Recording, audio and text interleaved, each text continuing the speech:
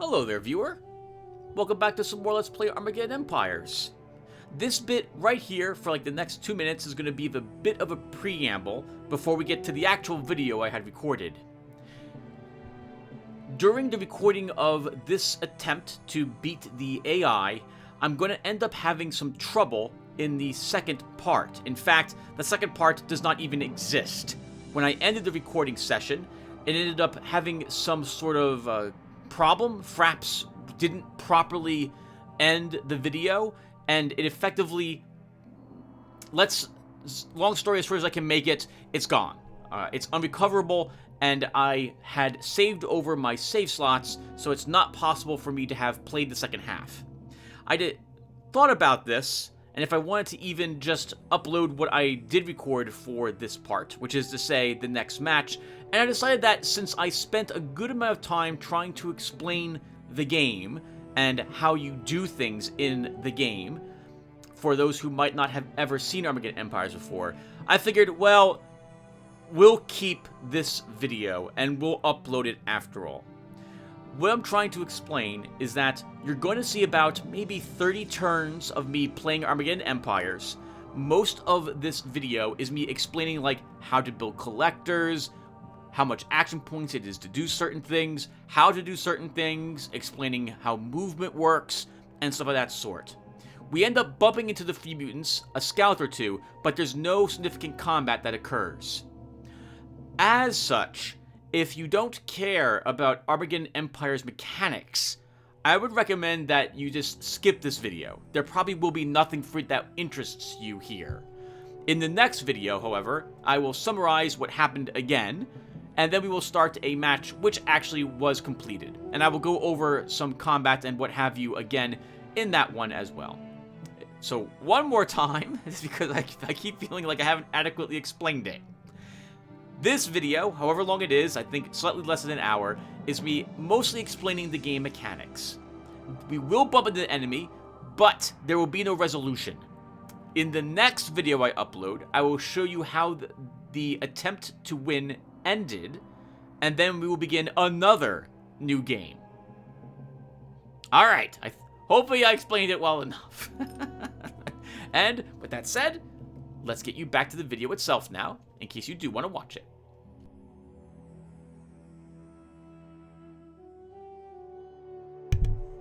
Hey everyone, welcome back to some more Let's Play Armageddon Empires. In the last video, we dusted off the game and played a game against a Machine Empire opponent, and we won!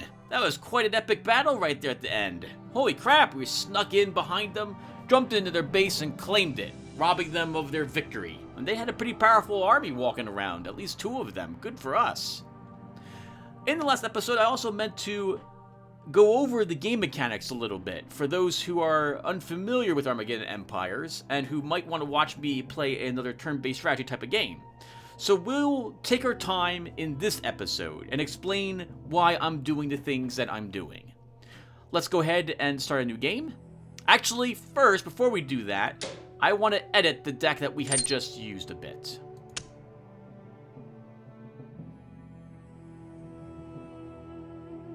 So, I think I'm happy with the deck itself, but I wasn't happy with Vault 13. I think instead of 1 tile, we need to do something similar to what the AI had done. I think... Oh, can we even do that? We kinda can. I think we need more resources for our base. So let's build the abandoned base. Take the abandoned base. And for our other tile, we want energy for the aircraft. We want tech for our Marines. Let's take a solar park.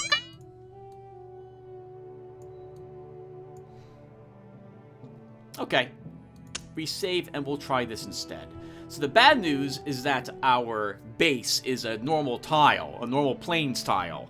That's super awkward because there's no defense bonus going in this whatsoever. We also can't hide very well here. But the starting resources are so important, we're going to take it. Alright, let's do this again, everyone.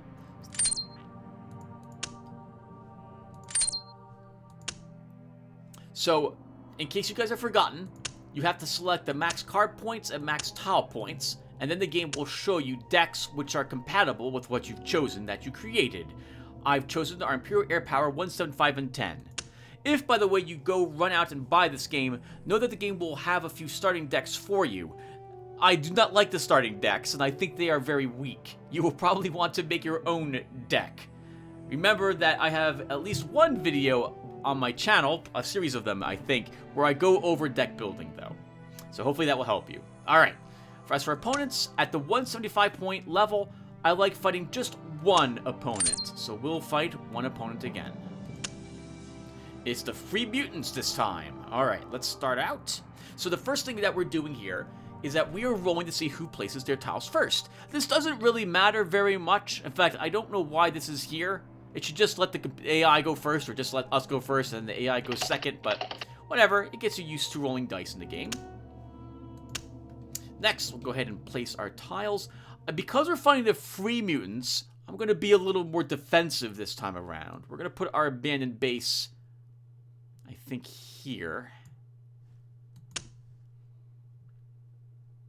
And we'll place our other solar park.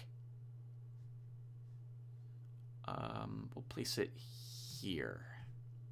The Free Mutants. So, I guess we should talk about all the races slightly. The Human Empire is a decent all-round army. They have a few really powerful units. Most of the units are of average strength or a little better, and they have a decent fighting force. They specialize in air combat. They have really good air power. Their technology and their genetic cards are decent, as are their fate cards. They have decent heroes as well. There's nothing bad I can think about playing the humans, and thus they tend to be the army I start with when I want to get back involved in the game again.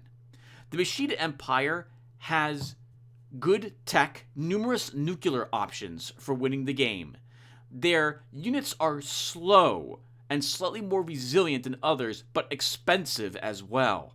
Their heroes normally are the weakest, I would consider, of all the heroes in the game, and their genetic research is also pretty poor. Their technology also is just okay.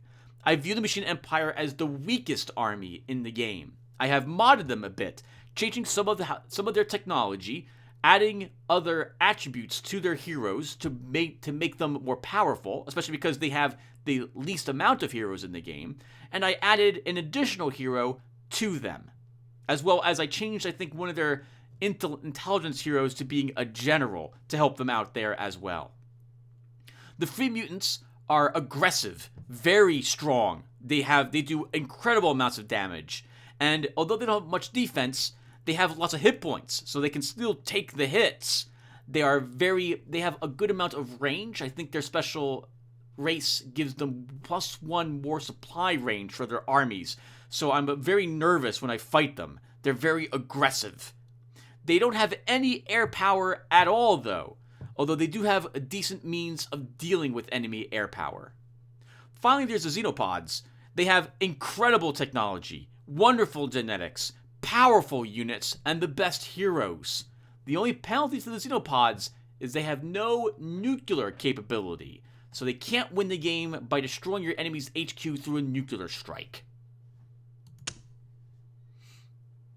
In this case, because I'm fighting the Free Mutants, I'm setting my main base back a bit to try to keep it out of the enemy's detection range so early on in the game. After you set down your tiles, by the way, you want to place your palace, or whatever card you gave yourself for your stronghold. Your stronghold collects 1 human, 1 material, 1 tech, and 1 energy resource, which is one of all of these. So this is we could put it in the solar park, in which case we're saying that we want to lose the game because we will never be able to gain any human materials or tech resources, and I don't know why you would do that other than you just want to hit and turn for like 80 turns in a row and then lose. Because you can't deploy any other cards from your hand. So let's go ahead and add our Imperial Palace to our abandoned base and start up the game. Why do you get to choose? Why not just automatically have it there? Well, an example is the Machine Empire. they chose 2 tiles, both of which provide a good amount of starting resources. So maybe they want to start at one over the other. But generally, your army will not want to, your force will always want your stronghold in your starting resource tile. Alright everyone, so, welcome to the game. The first thing we are doing is we are bidding to see who goes first. In a 2-player game, the player who goes first gets 12 action points. The player who goes second gets 6. Action points can be manipulated. You can get more of them if you either capture enemy heroes or you deploy certain buildings into your stronghold, like an intelligence center for the humans. You can increase the die that you get to determine if you go first or not by spending the resource you see here.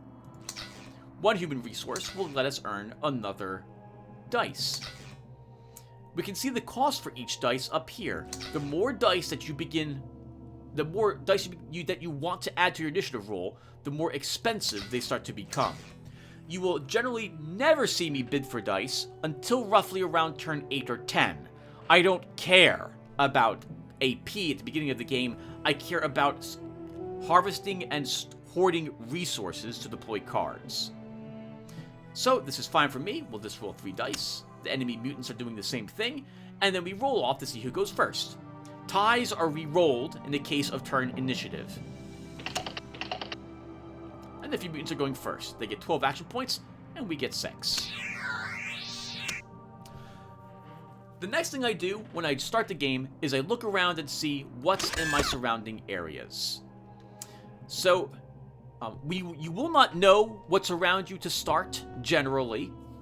However, I like looking at the terrain to determine if there's anything special around, or that I can take a guess might have other extra resources in it. So in this case, I see a city all the way down here on the lower left, and the city straight up above us here too. There's a single town out in that direction. I don't see any other special tiles anywhere. Nothing gives it away as a place I'm interested in going to explore. Next, I look around and I check to see if we have any natural walls that present themselves to us, because this will determine where I should expect the enemy to be coming from. And I see some terrain here. All this is at least 2 movement, with the mountains being 3 movement blocking terrain tiles. So I'm not going to expect, if the enemy's over here, it will take them some time to reach me. If this ruin is the free mutants, they will have a difficult, well, not that difficult a time, honestly, because there is just this line of single space tiles to reach me. But we're probably at least outside of their starting city range here at turn 1. And it would take them some effort to get to me if they come down in this direction. This direction, though, is wide open wasteland for the most part, with the exception of this one tile here. So that's going to be a bit awkward. We do have 2 fungus toxic bogs near us.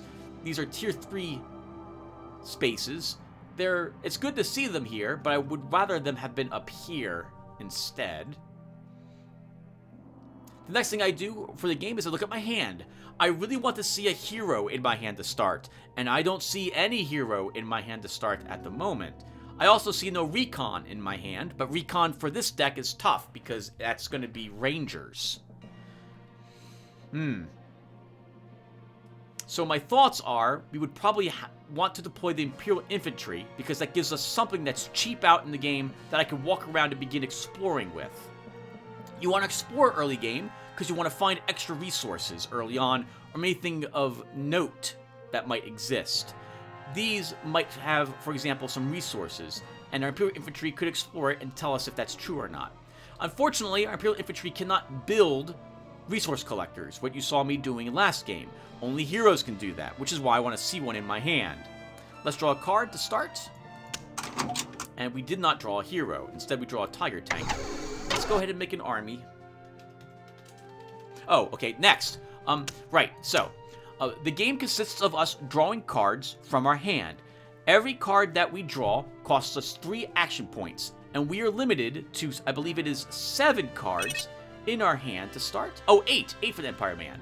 Empire of Man. We have 1, 2, 3, 4, 5, 6, 7, 8, though. That's right, we start with 7 already. So our hand is maxed. We cannot draw another card unless we discard a card. Discarding a card means that you will never get it back ever. Cards are only added to your discard pile if they are destroyed, or if you discard them. I really don't like discarding cards unless I must discard them. And if we must discard a card from our current hand, it's probably going to be the Assault Marines. Honestly, they're very expensive, and while they're very useful, another card would be more useful to us. So anyway, but we don't have to do that for this turn. We have 3 action points left, and we need, if I want to get a card into play, then it must, and by that I mean a unit card, a tank, a walker, an armor, a mecha, a monstrosity, something of that sort. A unit that walks around that has attack defense values to them, and that isn't an air power card or a hero. Or rather, I'm sorry, even heroes count for this. Then we need to be able to deploy it to some place that is a barracks. This Imperial Palace is one. I can't deploy the unit out here because first off, I don't have the resources to pay for it. And next, because it's not a barracks. This unit must be deployed at a barracks. We also can't deploy it because, although we have the action points, we don't have the human resources for it. You can see the human resources there on the right-hand side of the card. 2 action points, 2 human, 1 material, and 1 tech. We can deploy this next turn, though. Next, even if I deploy it to this base, the only army that's available for it to be in is the garrison. Garrisons can't be moved around. So if we want to create an army designator and then move the unit around, we need to spend some more action points to do that. I think to do so, we go inside the base and we click Create Army. We then give it a name and hit Create. 3 action points are spent to create this army, and it has no units in it. If ever an enemy AI or you walk into a base that has unstaffed armies, those armies are immediately destroyed. You can't use them, you can't keep them around, they are eliminated instantly. With all our action points spent, there's nothing else for us to do, so we will just end our turn.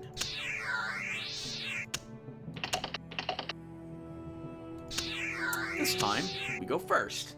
We could deploy a Minotaur this turn. It's a slightly stronger version of the infantry, all things considered, but I kind of want the infantry out and about, so let's go ahead and deploy them. Next, we'll go ahead and begin... whenever you add a card to a barracks, or deploy it from your hand, most of the cards that is, it goes into your garrison. You will now need to move it to a army if you want it in that army. Just click and drag, and you can add it to that army. It costs you no points to add a unit card to an army if you added it from the garrison. But moving it from an infantry to a garrison or to another moving a unit to another army or to the garrison will cost you action points to do so. In our case, it's 3 action points to transfer a unit. If I want to move this guy, for example, back to the garrison. But I don't. I want to move him instead. To move a unit, or to move an army, right-click on the army, and it will show you how many action points it will cost you to activate the army, and how many movement points it earns. Certain tiles require certain amounts of movement points to get through them. This is a 3 movement point tile. These ones are 2. If I right-click my infantry, you can see that I can move them into the bogs, these 2 spaces, or etc., up here, but I can't move them into these spaces. Oh, that's weird, you're saying. You said this was a 3 movement spot, Tim. This guy can only move 2. So, why can you move into the bogs? If you start adjacent to a hex, you can move into that hex no matter how many movement you have. In this case, if our Imperial Infantry only had one movement, we could still move him into the bogs because we are adjacent to it. Any case, I want to kind of explore as much as I possibly can. I'm interested in gathering extra resources. So let's move him.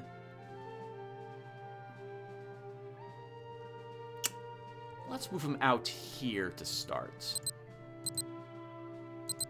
Always dangerous to begin moving around blindly. You don't know if you'll walk into an enemy neutral location. But we're desperate for resources, so out we go. We have 9 action points left. Let's draw a card. More infantry. Let's create a squad to hold a future card. And let's discard a card. I think we kind of need to. So, based on the cards I have, I'm tempted to drop the research lab, but I only have one more of them in my deck, so maybe I should not do that. I do have multiple Imperial Marines, so let's drop the Marines to start. And we drew another not hero.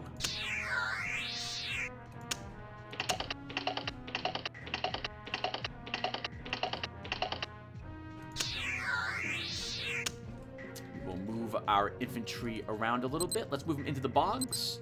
Nothing special there. We need to discard cards. We have to, because we need a hero. Let's go ahead and drop the fire base. Not a hero. End our turn.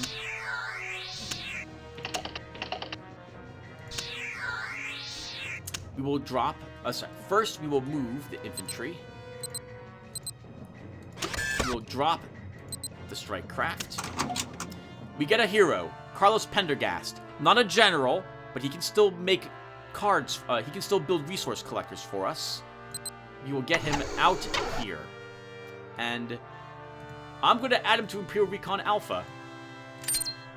And we'll immediately stealth him.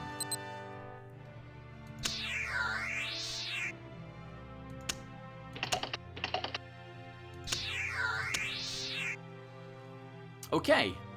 Oh, and as you saw, hold on. Let's de-stealth Mr. Pendergast. And let's talk about resource collectors. So right now, our Imperial Palace is collecting 1 human, 1 material, 1 tech, and 1 energy from the hex it is in. But there are 2 humans and 2 materials available at this base. To begin harvesting the others, we would need to deploy a building here, which could do so, which we can't do. The Human Research Lab doesn't allow us to draw humans or materials, but it does collect 1 tech. We could instead have Mr. Pendergast, though, begin building a materials team or recruiting post. To do that, we right-click on the hero, and then select the one that we want him to build. Let's start with the materials team. It's 3 action points, 1 human, 2 materials, and 1 energy to build it. In the base, it will be added to this section down here. Bases generally can be upgraded to hold a maximum of 4 facilities in themselves. The other slots are available for 4 different resource collectors that you want in the base. These 2 spots are unavailable for our Imperial Palace. If we want them available, we could right-click on Imperial Palace and level it up. This would increase its hit points, it might increase its resistance or defense, and it would allow these slots to become unlocked, or rather would unlock them for us. We can see that there are 2 level upgrades available for this palace. Here's our materials team. There's no upgrades available for it, so it can unfortunately just sit here, but it is doing what we wanted it to do and collecting 1 resource for us. Now, with Mr. Imperial Recon Alpha, or the army, let's re-stealth it again. By clicking this button, for 1 action point, we stealth him. And let's move him around. It's going to take us another round in order to actually build the human resource collector here. Because it takes... Wait, is that right? Oh no, it's just 1. So we can build that next turn. But I think we'll move him out anyway. to do a little bit of exploring. That's good. Just seeing if there's any special resources in those locations. Next, our infantry will move here. And with a hero, I'm not as desperate to discard cards to draw other heroes. Let's just draw a card. Another fire base. And the turn.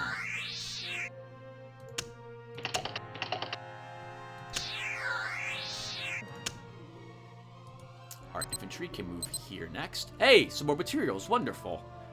Alpha will move back into the abandoned base. We will de-stealth him. We'll then right-click on him and build us a recruiting post for 2 human resources gathered each turn. We'll then re-stealth him again and end our turn.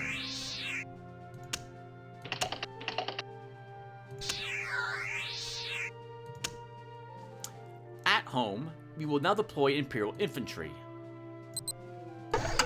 This gives us a unit in our garrison, which will allow us to defend the garrison should the enemy just waltz into it. There's something in there.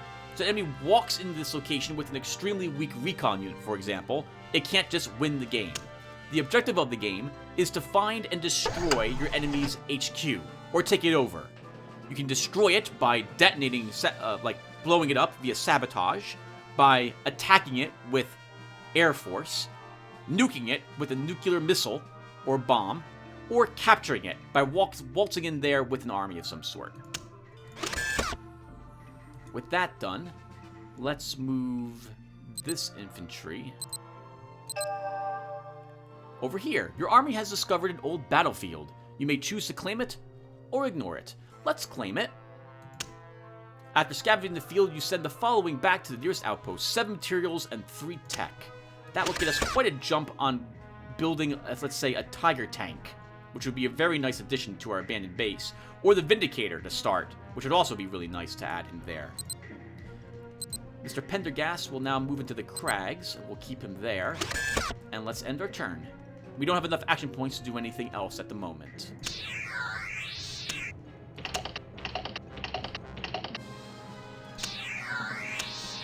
We're going first. We should totally deploy the Vindicator or the Tiger tank. I think we should probably... So, let's talk about our choices. The Vindicator has 9 hit points, 1 less than the Tiger tank. It has less attack and defense, 1 less each. It is more expensive, coming in at 4 materials compared to the Tiger tank's 2. The difference is in their special abilities. The Vindicator has anti-air, 5. The Tiger tank has breakthrough. We'll see these in action. They also both have shock attack. Shock attack means that if you damage an enemy unit during battle, and that enemy has not yet taken an action, they don't get to take their action. They are instead considered committed, as if they had attacked that round. The Vindicator would normally be, though, the thing I want to deploy for the anti-air 5. But the Free Mutants don't actually have any air. Actually, thinking about that, I should have dropped the Vindicator, not the Imperial Marines. In any case, it's more important, I think, for us to deploy the Tiger tank. We won't often get to be able to take first place. It looks like the Free Mutants have some early resources they are willing to spend. So let's go ahead and drop the Tiger tank in here. With 4 points left over, we can de-stealth Mr. Pendergast. Oh, I can't build the materials team because I don't have any human resources. Let's re-stealth him then instead.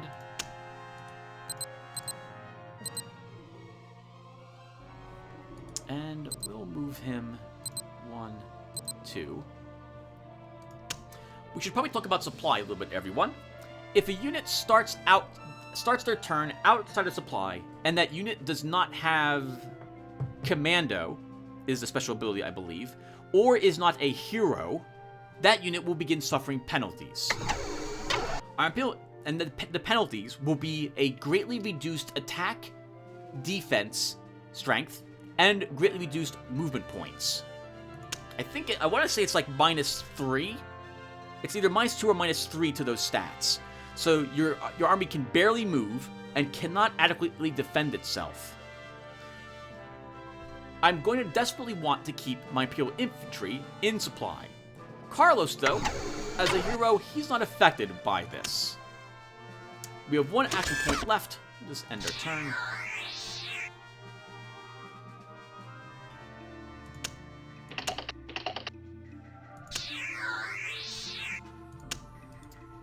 Carlos will move back to the crags. We will de-stealth him. And now we'll build a materials team. And then we'll re-stealth him again.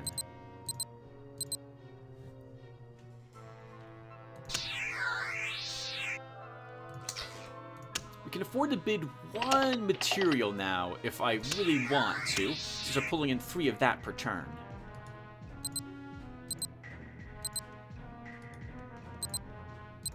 You know we're definitely going to build an energy collector.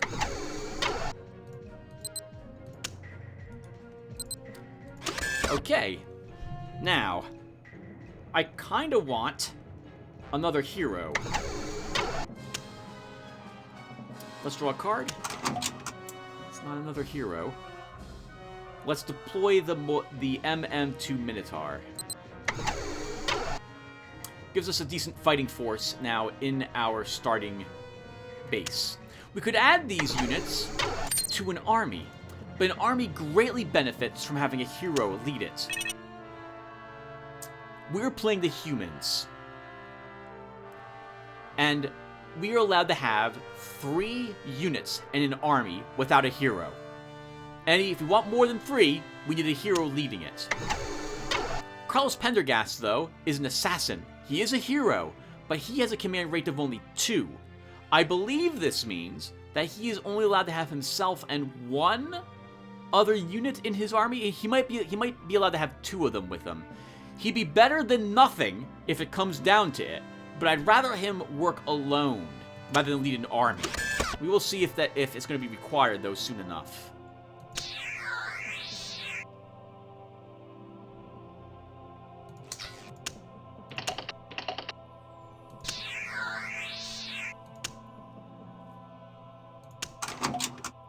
Not a hero.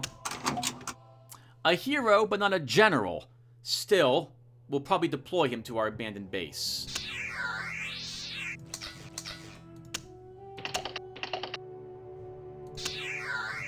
Okay, we have another 12 action points, so I should consider deploying the Vindicator as well. So let's do that. We'll deploy the Vindicator because it's 8 action points. And we'll deploy Hannibal Zarkov. And then we'll move our recon.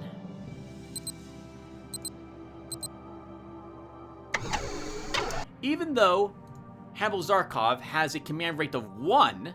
Oh, so he can exist with 1 unit. So our recon here can have 2 units in his army. Even though he can have even though his command rate is only 1, because he's in the garrison can have more than just 3 units in it. So he can actually lead this army if it comes down to it.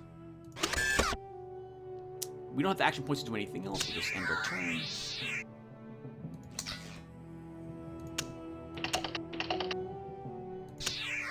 We're desperate for the action points so we can draw more cards. On that same note, though, we really want to keep exploring to find more resources. Winston Liu, a general. Nice. We needed you, sir. Let's get you into play. You will lead an army for us.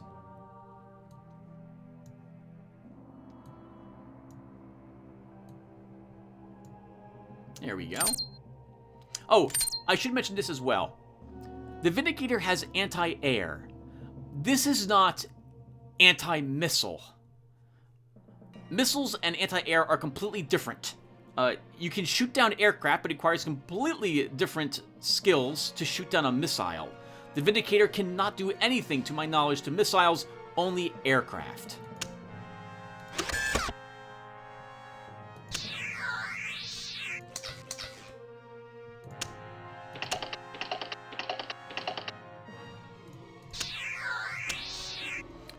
I'm going to take only like 2 more turns, and then I'm going to put a break here. It's my dinner time.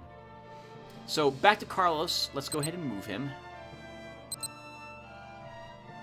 We're going to try moving away. So this is a free mutant. So let's cover this unit really quick. So this is a reconnaissance unit. It's strength 8 and range 1. This unit can perform reconnaissance. So it has a chance to detect our stealth units as it moves around. At strength 8, that means that in the hex it's currently in, we can't tell, but in this hex, it gets its full detection strength of 8. Around it, it has a detection strength of 7. I'm very surprised that they let I guess they don't have any action points left, and they let Carlos Pendergast run away. With a stealth of 6, I'm pretty sure that its 8 dice were enough to detect Carlos's stealth of 6. So, in combat in the last video, you saw me rolling dice to determine if I hit or not. The same thing happens for stealth and reconnaissance checks. But you don't actually know if you've succeeded or not in them. Because if the game suddenly popped up and said, hey, make a detection check, you'd be like, oh god, there's a stealth unit around here somewhere. So you don't get to know when there's a stealth unit around. The dice are rolled, they are hidden from you, those dice rolls, in order to detect stealth units. A detector can try to capture a hero, a stealth hero especially, well, any hero actually, if they detect them.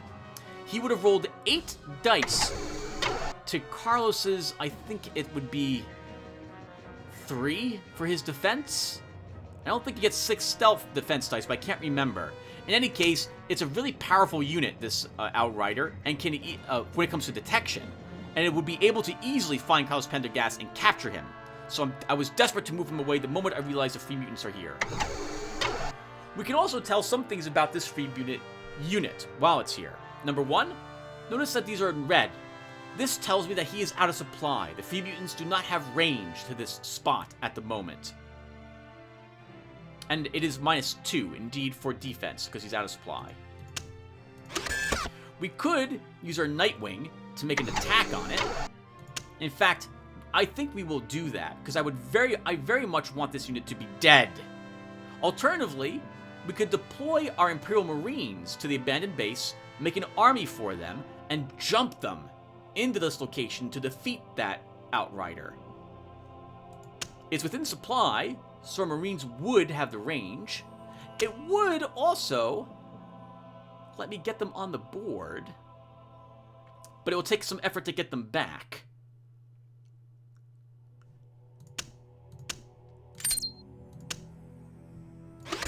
Let's try a Nightwing attack. If it doesn't destroy the Outrider, and it's 2 hit points with 2 defense, then I will reload and we'll deploy the Imperial Marines instead.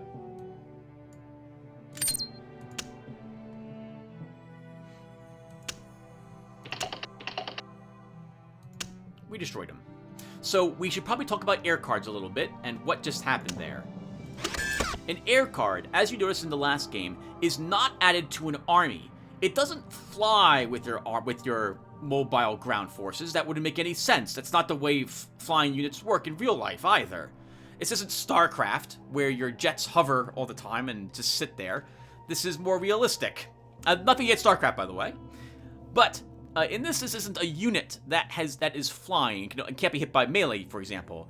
This unit performs a strafing run, which is what most of the aircraft do that aren't fighting each other. Right? And it's also not a helicopter.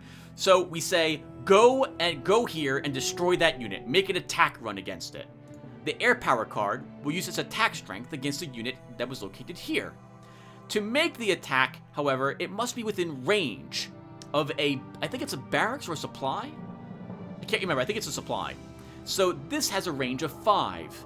This is a barracks or a supply here. 1, 2, 3, 4. Within range. To use the attack card, the aircraft card, requires us to spend 3 action points and 2 energy. We can use it as much as we want, and it will consume 3 action points and 2 energy whenever we do so, and then goes back into our hand again. We cannot deploy the Nightwing to the board. It doesn't work that way. Next, let's go ahead and add our research lab to our abandoned base. get it out of our hand and into play. And then I think we'll draw a card. And that's good. We'll do one more turn, everyone, and then we'll call the session. Oh, not session. We'll put a small break here. Looks like the Free Mutants weren't too happy about losing their unit. And we beat them. I don't know where they're located. I'm a little nervous because they bid to go first. We'll hope we're going to be okay. Alright, so let's start by moving Mr. Pendergast into these bogs. Still no other resources. Okay. We will go ahead and... I'm really tempted to deploy the Imperial Marines to get them out of our hand into the game. It'd be nice to have such a powerful unit out on the board. We could also add it to Winston Liu. That would give him a solid frontline fighter of some sort. Although the Tiger Tank works really well as a frontline fighter, too. No, I think we'll be okay. Let's add the... So my thoughts are I wouldn't mind having this one last Imperial Infantry sitting here in the base just to give it a little... Just to give this Vindicator more support. So... in the version of the game I am playing, which I believe is the last version that Mr. Vic Davis updated, every time an Imperial Infantry makes an attack against an enemy armor, mecha, I think, or monstrosity, it lowers the defense of that unit in proportion to the defensive bonus it would gain in the hex it's located in. So, for example, if our little infantry... Well, actually, Tim... Is it that +1? It might be that +1. I think it's that +1. So I think every time Imperial Infantry attacks certain types of units, it will lower its defense by a certain amount until the end of that round of combat. So I like having normal Imperial Infantry with our forces. This special ability does not work with powered battle armor, for example. They do not benefit from it. Only infantry will cause this to happen. They're cheap enough as well that I kind of want to get it out of our hand. We could deploy both of them, actually. Tim, why don't you do that? No, I can't deploy both of them. I don't have the tech. Get the Imperial Marines out. They're more important. And we will add them to this army. Now, this army cannot jump, because the entire army cannot jump. The same thing with stealth. Although Winston Liu can stealth, the rest of the army cannot. So he cannot stealth either. We have 5 points left over. We can draw a card, another Imperial Infantry, and we'll end our turn.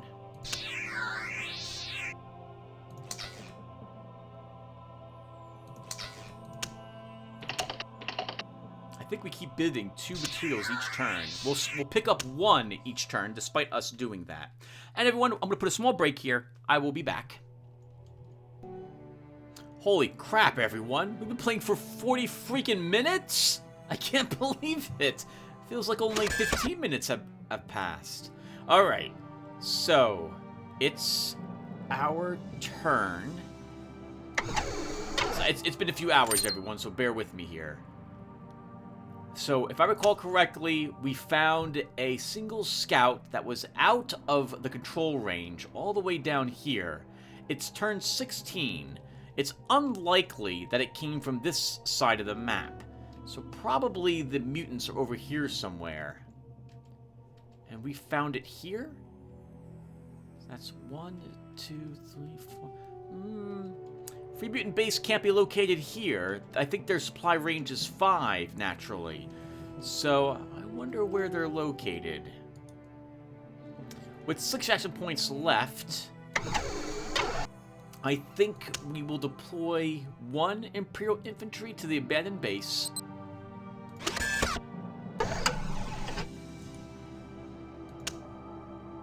And then we'll draw a card. And then we'll move Mr. Pendergast around a little bit.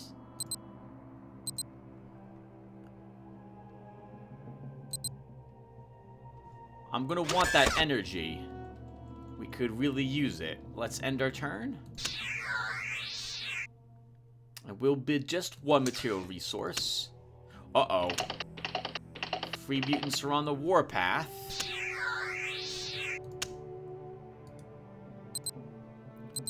One. We'll de-stealth him. He'll make that energy team. And then we'll re-stealth him again. With only 1 point left, there's nothing else we can do.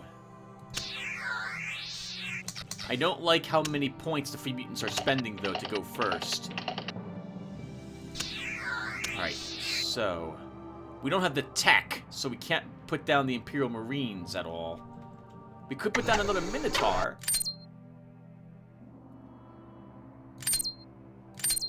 I think we need to begin pushing out.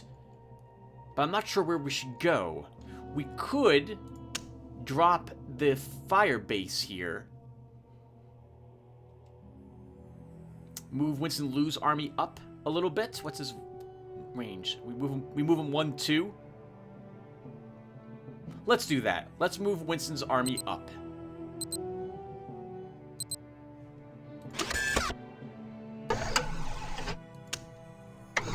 I don't think I have the... oh, we do have a geneticist. We do have Hannibal Zarkov.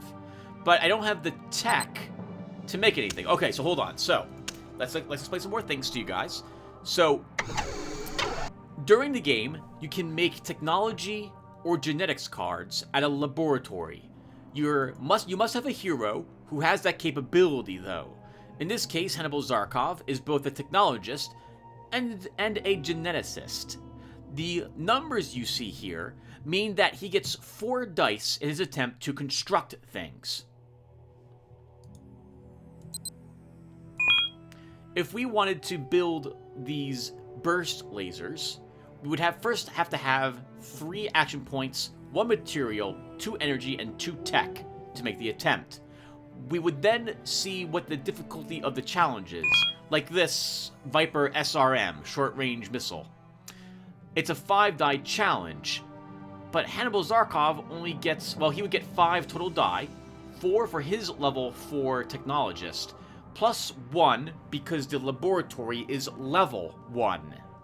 He has 3 fate he can use during the challenge as well if he fails to try to re-roll failed dice and make them into successes. As it is, we don't have the tech income to really construct any of this at the moment. So he'll just sit there. I do think we'll now use Mr. Pendergast. Move him around a bit, but keep him close to our army. Let's draw a card and end our turn.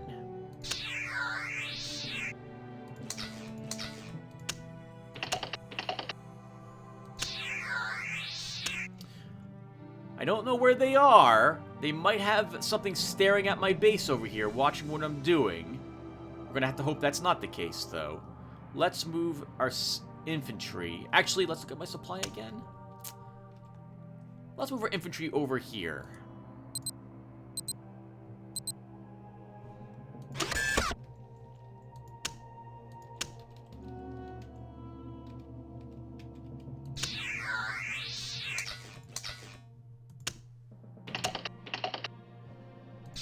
I want more resources coming in than I'm spending, which is a shame, because I could really use those action points. Alright, let's drop the Imperial Firebase here. And because the Firebase is a barracks, we can now deploy units to it. Let's drop our Imperial Infantry in there. That will give it a defense, and I'll leave those guys in the garrison. This way the enemy can't just march in there with a scout unit. Because it is a supply, that now increases our supply range accordingly.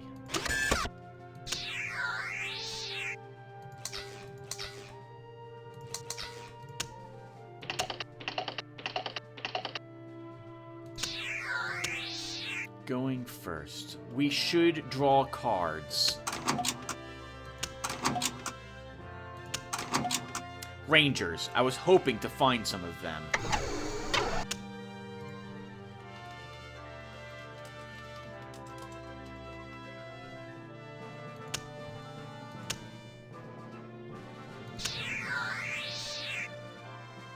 There are only 6 points to deploy them, and we have the tech to do so. Let's spend a little bit of our energy. No, we'll let the AI just go first. I'm fine with that. A Ravager is here and destroyed one of our energy labs. We can move our infantry over there to kill them, and I think we'll do that. Or at least make the attempt. It'll earn some experience on our... Okay, so first. Welcome to combat. I totally did not explain how any of this works last time. So, we are setting up our army first.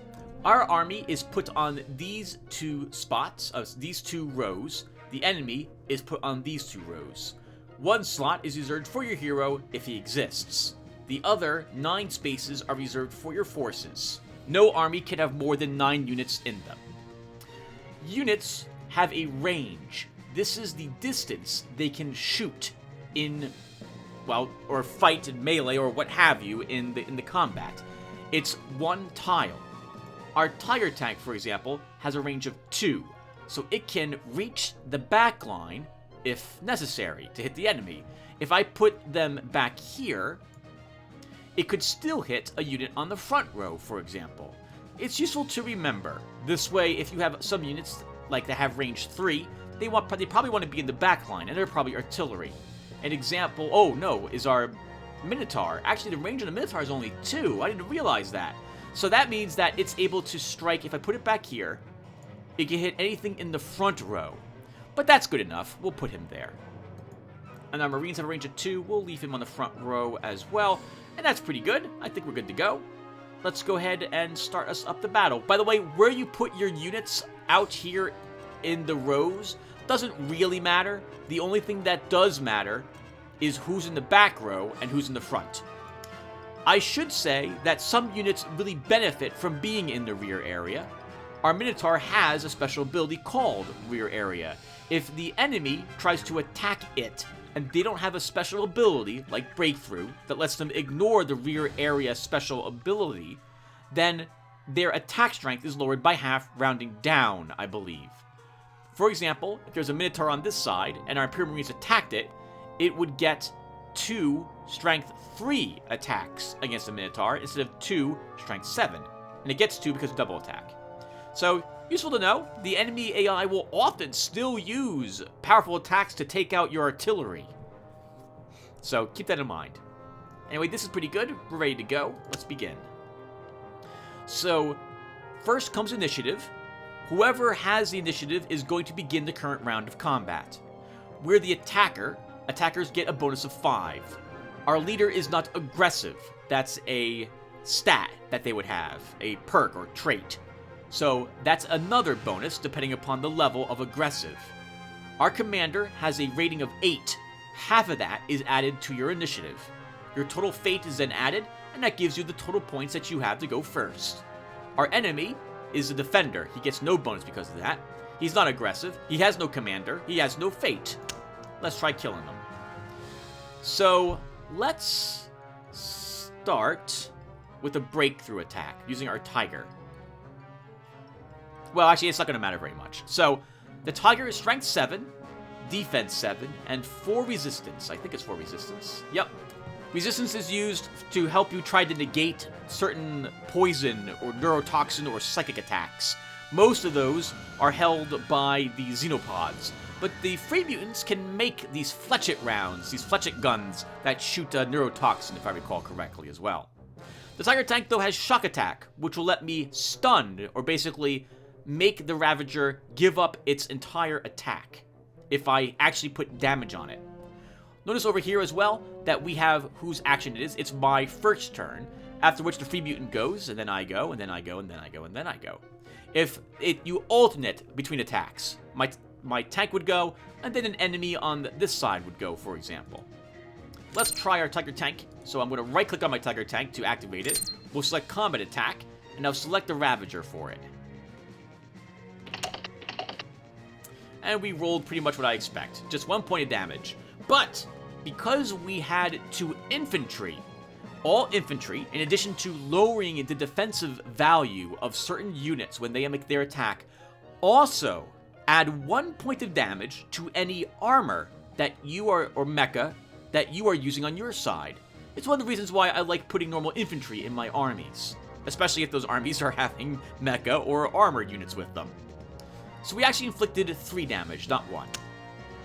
This also commits the Ravager, and it does not get to attack on its turn. Next, my Minotaur has Disable and Disrupt. If it can put a point of damage on it, it will decrease its defense by 1 for 2 rounds. Let's go ahead and give that a try. And we actually destroy the Ravager with the Minotaur.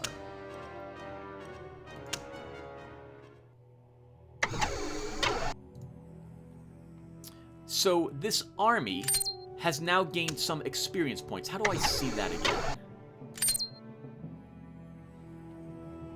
There we go. So we earned 21 experience. Battle honors, we earned 2 prestige. What does that do for us? Well, over time, the more battles that you do will contribute to the amount of fate points that your general or heroes will earn. The more they do, the more experience they earn, the more fate they get. And fate is very useful.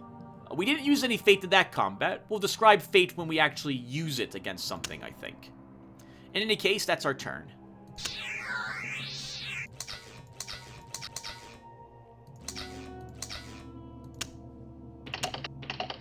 Hey, we're going first. Take that, free mutants.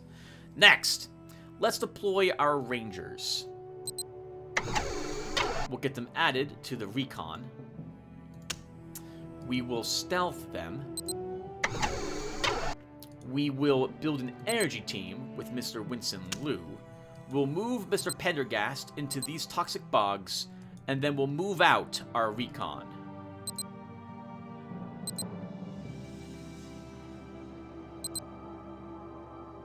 Hello. Let's leave you there. The free mutants have an energy collector here. Let's take a look at it really quick. Yeah, there they are. Look at that giant fuel thing. God, the images on the game are amazing. I absolutely love the art. It's incredible. So, unlike the AI, tend not to destroy resource collectors on the turn I find them. I wait till next turn to destroy them, because that allows me to move my units away. This way they're not easily caught. What you saw here with the Ravager is the Ravager walked in this location, and because the Ravager isn't a stealth unit, it is forced to stop and destroy the energy collectors. That gave me the warning that they're there, and I eliminated them.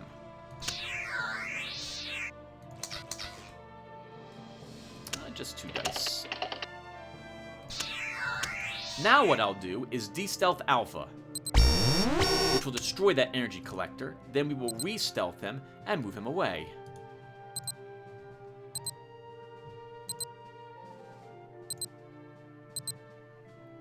Seeing if the free mutants were down here, but I don't see them. But it's important to note that we did find a resource collector here. To build a resource collector in an area, you must have supply to that area. So that tells us the free mutants have supply range down here. Let's move our 146th infantry back into our desert. Can I upgrade the lab? Let's upgrade our lab to level 2. When we eventually do begin making tech, that will come in really handy to have it up a level. Because that now adds an additional die to all our checks. We have 2 points left. It's enough to move our Mr. Pendergast, so we'll move him. And I'm going to move him into the same... Actually, we're going to move him... Yeah, we'll move him into the same spot here.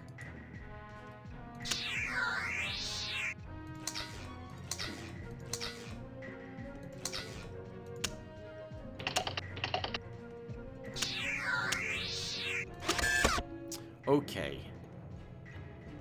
Only 1 tech. We really need more tech resources, and I have no clue where we would go to find some. Let's keep using our Imperial Rangers to help us scout around. Since they have Recon 4, we actually have a decent chance to detect any enemy armies that might be walking around in the wastes. Nothing else around here. We'll move Pendergast out here, de-stealth him. He'll make that energy team, and then we'll re-stealth him again.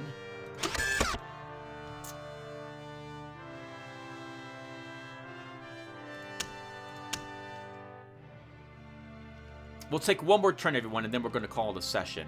I don't know what to do. I don't know what to do. I guess we should draw a card first. A fac. That could be very useful. Let's make an army for him over here.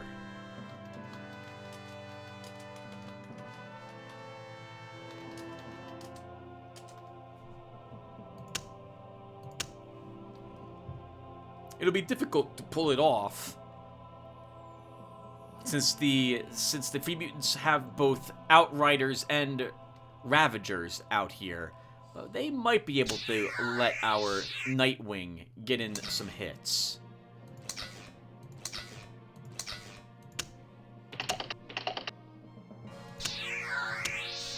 Okay, let's deploy our fac.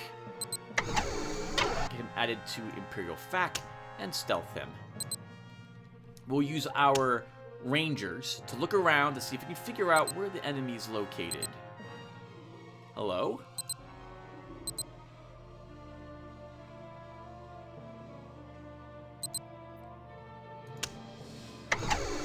A Ravager. It may have seen our recon. Because I'm nervous about that, we're going to use our infantry and march out there and destroy it.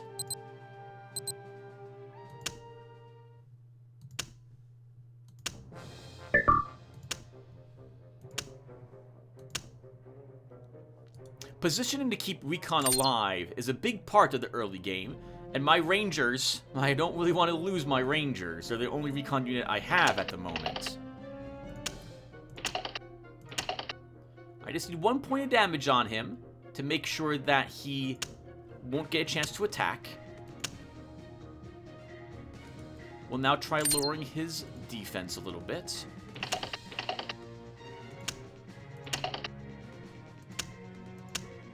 No luck. We'll try our infantry. I don't think they lower his defense, though.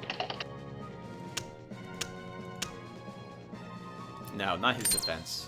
He is commando anyway, so I think he's immune to any such defense-lowering capabilities from our infantry. Imperial Marines, you better kill them. You're our last chance to do it. Thank God for double attack. And we just barely do so.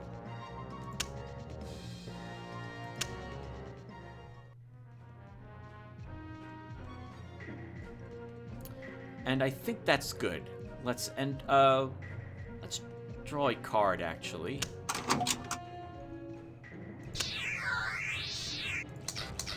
I would like to get that army back to the building it just left. Oh, and we do so. Wonderful.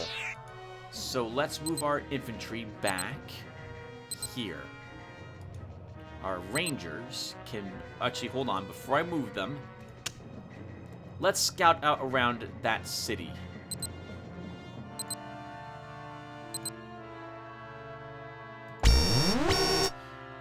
They detected me, and they do not want me moving away, so they are actually going to fight my army. Ooh, Gargantuas. I think we've just lost the Rangers. We have to accept this. We take 2 damage. They have critical strike, so the damage was increased. We might as well make an attack attempt. We inflict no damage. And they're annihilated.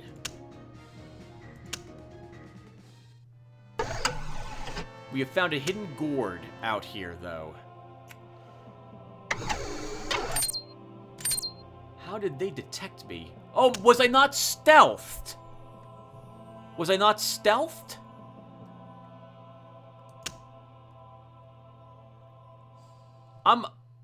I thought it was stealth. Maybe I wasn't stealth, though. I'm gonna load the autosave and check.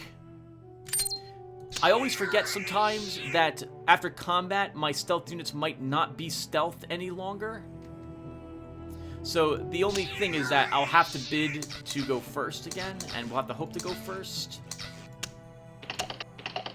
Okay, let's see. Was I stealthed? I was stealthed! So they must have detected me from a unit that was inside the city, would be my guess. I'm not going to save scum that. I just wanted to make sure that I didn't have a mistake and moved a unit in there that wasn't stealthed. Okay. So, with the rest of my turn, let's move Mr. Pendergast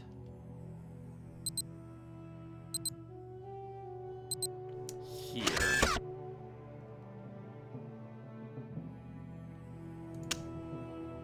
And I think we'll begin assembling another army here. Let's put Eric... oh, I want Eric Mai so forward a field. I think I do. I do. Or you could make another army down here at your abandoned base. You already have some units down here. It's just... this is closer to the enemy and more likely to be used.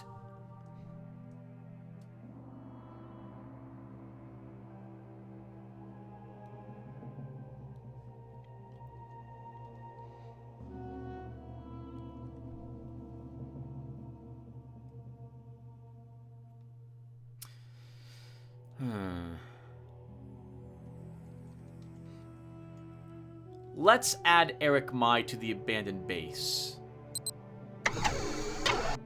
And we'll make an army for him.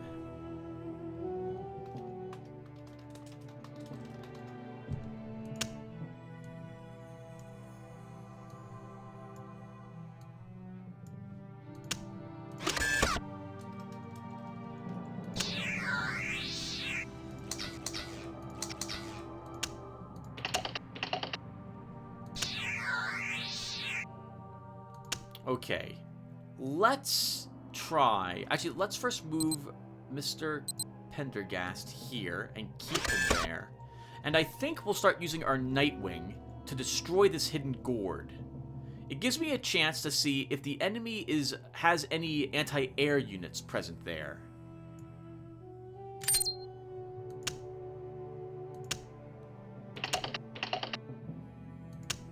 We've almost destroyed it. With the leftover points,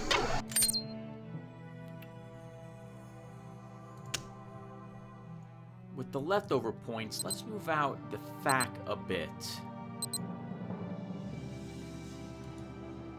Normally I move him into here to give our Nightwing even more firepower, but I'm nervous because they detected my scouts, my rangers, which means that they can definitely, well, maybe not definitely, but they can detect the FAC as well. And I think we'll put Mr. Strangeglove up here. Actually, no, that's a mistake. Don't do that. Keep him where he is.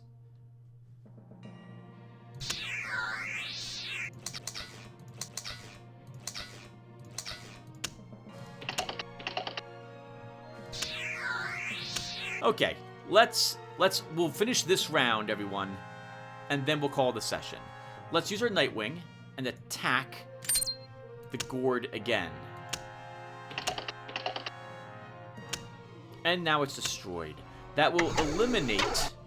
oh, they have an Outrider there as well, huh?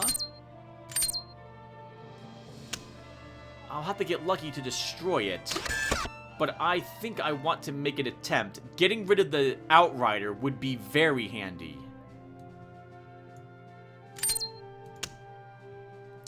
We're attacking the Gargantuas instead. So the problem here is that we cannot actually dictate what unit we attack. Let's de-stealth here. We'll have you make a materials team, re-stealth you, and then move you away.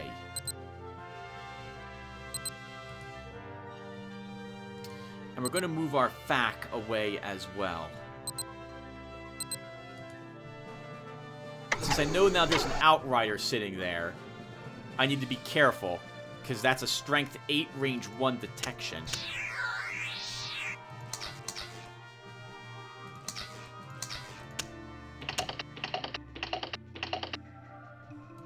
Okay, everyone, and we're going to stop here. So let's summarize what's happened. Hopefully I've explained the basics to you guys, and you understand how to... Oh, maybe I didn't even show you how to build resource collectors. You just right-click on a hero. Any hero will work. And if they can build a resource collector, the option will show up by right-clicking on their portrait. So, we have claimed quite a few resources. We actually have quite a bit of energy coming in, which is very nice for this, because it lets me use my Nightwing. And I like using our Nightwing, that's for sure. We lost one of our recons to the enemy. We discarded a few other cards as well earlier in order to draw what we have in our hand. We have a decent army out and about here with Winston Liu. It's not... I would view this as an average force. It's got two not powerful, but two decent units in it, and a decent artillery with some light infantry support as well. But against an army like what we saw earlier, the Gargantuas and the Giant Mauler, this army will struggle to defeat that force. We'd have to constantly hope our Tiger can keep the Mauler shocked each and every round while we deal with the Brawlers. That's right, the Gargantuans. We got to go first again. We have enough tech. We could probably deploy some Assault Marines. I am tempted to try to make a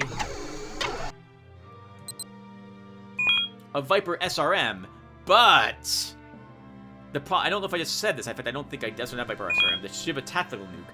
The issue is that if you fail to make the object, you still spend the resources. 3 tech is a lot of resources to just have been spent and not gain anything for it. So I think we probably will not do so. We'll cover the differences between genetics and technology. There's not that much difference, to be honest. It's just a different type of... Your hero needs that trait to research those cards. And the cards are different for every single race as well. What we see here, this is not available to the Xenopods, the Machine Empire, or the Free Mutants. They have their own genetics and technology instead. In any case, this... Well, hold on.